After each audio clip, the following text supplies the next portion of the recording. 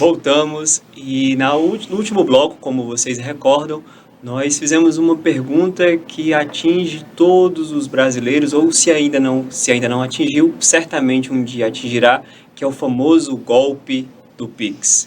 E aí eu reitero a pergunta, doutor Sávio. Caí em um golpe do Pix, o que eu devo fazer? A primeira coisa, quando você se der conta que foi vítima de um golpe, você deve procurar a delegacia mais próxima e registrar um boletim de ocorrência, levar todas as informações referente ao recebedor, que você tem acesso, quando digitar a chave, ele aparece um mínimo ali de informações, inclusive no comprovante, registrar esse boletim de ocorrência. Em seguida, você deve imediatamente procurar a instituição financeira para informar que você foi vítima de um golpe, porque a instituição financeira, eles vão se fazer valer de mecanismo para tentar fazer aquele bloqueio daquele valor ao qual você foi vítima. Mas para isso acontecer, o consumidor ou a pessoa que caiu no golpe, ele deve informar a instituição, fazer o boletim de ocorrência e informar a instituição para que eles tomem as primeiras medidas cabíveis para tentar reaver aquela quantia. Isso aí, o Dr. Salvo já explicou muito bem. E assim, você passou por um golpe, né? Imediatamente já tentar manter a calma, né? Apesar de às vezes ser difícil, mas já aí, vai à delegacia, entra em contato com o banco e assim, e querendo ou não, já tenta guardar todas as provas, né? Do golpe que você sofreu, como que você sofreu. Se você verificar que às vezes você não vai conseguir resolver ali administrativamente junto com o banco, não vai conseguir recuperar esse dinheiro, já deixar tudo isso guardado para lá na frente, quem sabe, isso vai ser objeto de uma discussão judicial, né? E o que tem que ficar muito claro é que o processo judicial, o juiz, quando vê um processo, ele não estava lá vendo os fatos. Então, a gente tem que levar tudo isso para o processo. E, às vezes, pode não ser das formas mais fáceis, né?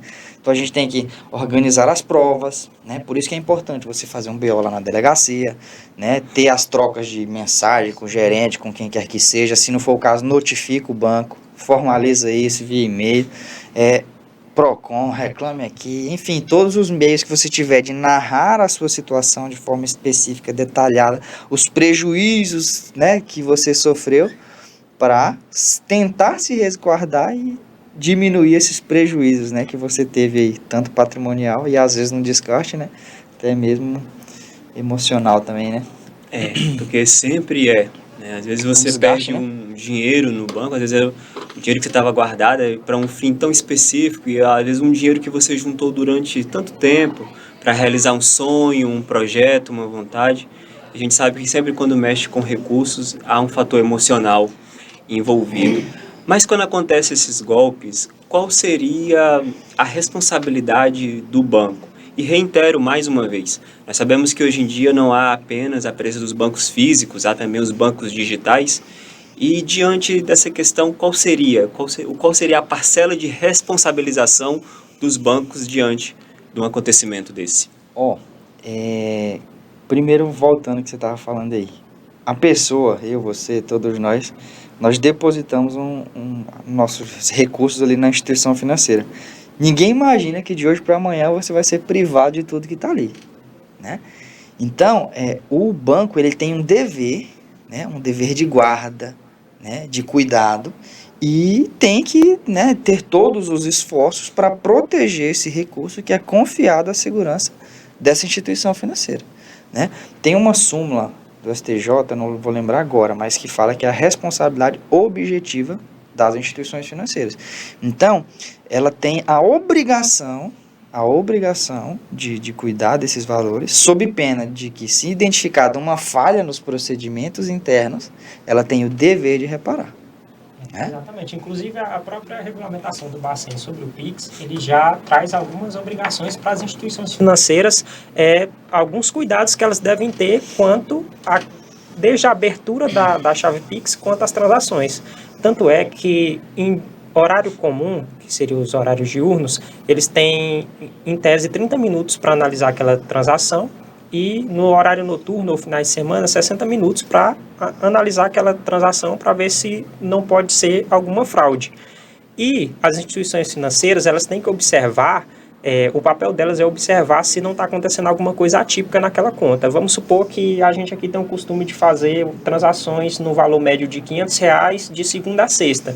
E de repente você faz um Pix no valor de R$ 2.000 meia-noite num sábado. Foi uma transação atípica. Então a instituição financeira ela tem o dever de, ao suspeitar que aquela transação possa ser uma fraude, por ser uma transação atípica, você não está habituado àquele tipo de transação, ela bloquear aqueles valores imediatamente para verificar se não trata-se de uma fraude. O nome que o Banco Central dá para esse mecanismo é o bloqueio cautelar, que é quando aqueles valores eles ficam bloqueados por até 72 horas para verificação se trata-se de uma fraude ou não. E aí é muito importante, quem é vítima de golpe, comunicar à instituição financeira, tanto o banco pagador quanto o banco recebedor, que às vezes a chave Pix é de outra instituição financeira que não é a sua, é de outro banco que não é o seu. Porque o banco, quando você notifica ele vai te informar quantas denúncias tem naquela chave Pix. Então, se é uma chave Pix que já teve uma quantidade significativa de denúncias e o banco não está tomando o devido cuidado quando cai dinheiro naquela chave Pix, ele deve sim ser responsabilizado, porque isso é um mecanismo de segurança para a defesa até da própria instituição. E aí o Banco Central tem esses mecanismos, que é o bloqueio cautelar e o mecanismo especial de devolução, que é depois que você faz a reclamação, o banco ele vai tentar durante 90 dias buscar valores naquela chave Pix, comprovada a fraude, ele vai tentar buscar valores para tentar satisfazer aquele valor que você foi vítima do golpe. Ele tem 90 dias, ele vai ficar reiteradamente tentando bloquear valores naquela chave Pix até atingir a quantidade suficiente para ressarcir o seu prejuízo. Isso é bem atual, começou a partir de janeiro desse ano. Antes eles tentavam fazer esse bloqueio uma vez, se não conseguisse ou se conseguisse a quantia insuficiente, eles já paravam por ali.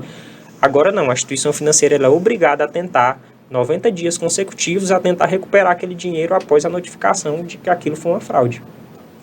É muito importante também frisar esse tipo de questão, doutor Sábio, porque eu digo isso também por experiência própria. Há algum tempo eu fui vítima de um golpe como esse, né? Os bandidos conseguiram clonar o meu WhatsApp e a gente sabe que mesmo passando uma série de informações, a gente não consegue alcançar na mesma velocidade que eles, porque foi muito rápido. Eles clonaram meu telefone, eu estava com o meu irmão, eles mandaram imediatamente o telefone, uma mensagem, melhor dizendo, para o meu irmão, pedindo dinheiro. E meu irmão estava ali do meu lado, mas tu tá pedindo dinheiro? Eu falei, não, mas eu tô até sem celular, como é que eu pedi, né? Aí que eu vi que havia. Mas alguns amigos não observaram, inclusive a gente vai falar daqui a pouco sobre as formas de ter cuidado ao se fazer um Pix, eles não observaram e fizeram a transferência. E imediatamente eu consegui falar com a agência bancária daquela chave Pix. Só que qual foi a resposta deles? Não, já passou aqui pela chave, né? Já não está mais aqui, já está em outro local. Só que é muito importante a gente frisar também que há rastro. Sempre deixa rastro. Não tem como você transferir de um Pix para o outro sem deixar o comprovante. Então, talvez eu acredito que daí venha a responsabilização do banco, seja ele uma instituição física, seja ele uma instituição digital. E a partir desse entendimento, como é que a gente pode debater, ou se é possível debater, o dano moral ao cliente do banco que sofreu esse tipo de coisa? Na verdade, assim, a gente sempre vai ter que verificar caso a caso, né? Qual que foi o dano dessa pessoa, principalmente se foi um valor muito elevado. Volta naquela questão que eu falei. Será que, é até uma pergunta, será que aquele dano em ré ipsa que fala, né? Explique pra gente, doutor Caio, o que é o in ré ipsa. Na verdade, assim, o próprio fato em si já é ensejador dos danos morais, né? Uhum. Eu, particularmente, penso assim, daquela premissa, né? A partir do momento que você deixa o seu recurso confiado à instituição financeira e você é pego de surpresa tendo um prejuízo, querendo ou não, isso já te abala emocionalmente. E sem contar que é o quê? É uma falha na prestação dos serviços, né? Via de regra, é uma falha na prestação de serviço. Então, teve essa falha na prestação de serviço por parte do fornecedor. Afetou o consumidor, aqueles requisitos, né? Da responsabilidade civil estão preenchidos, né? Então, a partir disso, né? E principalmente se tratando de valores vultosos, né? Entendo sim que cabe uma indenização por danos morais, além, é claro, da indenização aí pelos danos materiais, né? Do valor que você, de fato, perdeu ali. É muito importante explicar que quando a gente fala de danos materiais, é o prejuízo em si, não é a questão da sua honra, não é a questão emocional, mas é o prejuízo que você teve, por isso que há essa diferenciação entre danos morais e danos materiais. Doutor Sábio, você quer complementar? Até porque, nessa questão, tem várias vertentes de golpes. Como ocorreu com o Dr. Herix, o indivíduo ele pode literalmente clonar o WhatsApp, começar a mandar mensagem, ele ter acesso ali ao aplicativo e começar a mandar mensagem para os contatos, ou ele pode se passar pela pessoa através de outro número, solicitar dinheiro, ou ele pode de alguma forma hackear os dados por meio de alguns aplicativos maliciosos e ter acesso aos dados bancários daquela pessoa. Pode ser através de um celular que às vezes a pessoa foi furtada ou roubada, e o celular estava desbloqueado e, de alguma forma, o criminoso teve acesso ao aplicativo do banco, talvez porque a senha estava salva num bloco de notas, alguma coisa assim. Então, existem várias vertentes, várias formas que um golpe envolvendo o Pix pode ser aplicado.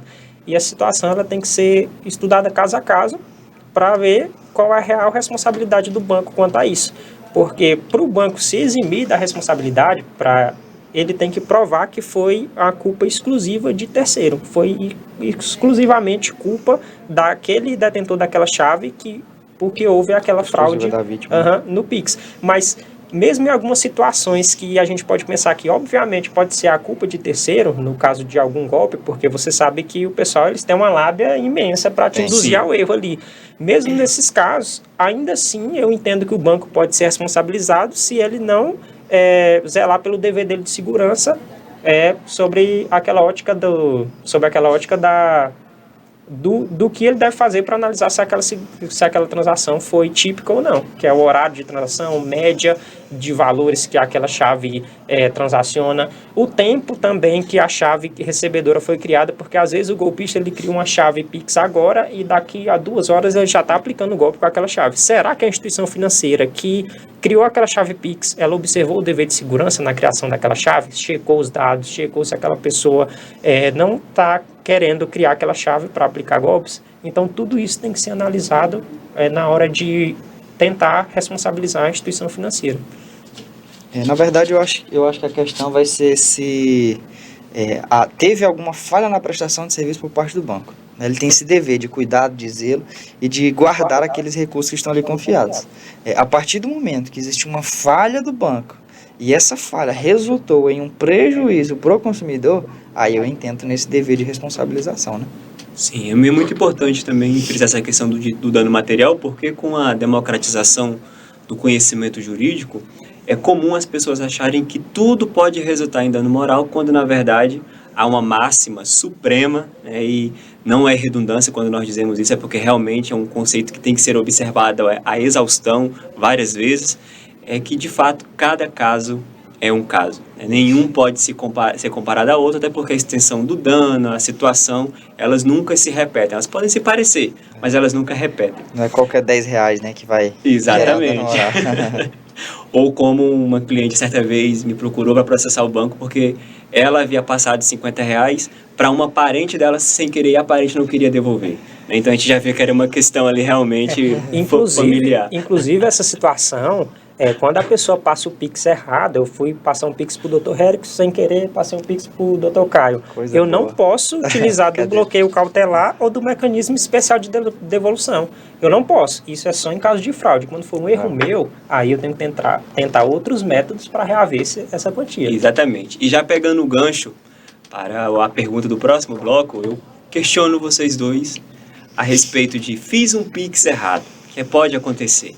O que eu devo fazer? Não saiam daí, nós só vamos olhar o PJE, que também é o nosso sistema, e já voltamos com a resposta dessa pergunta.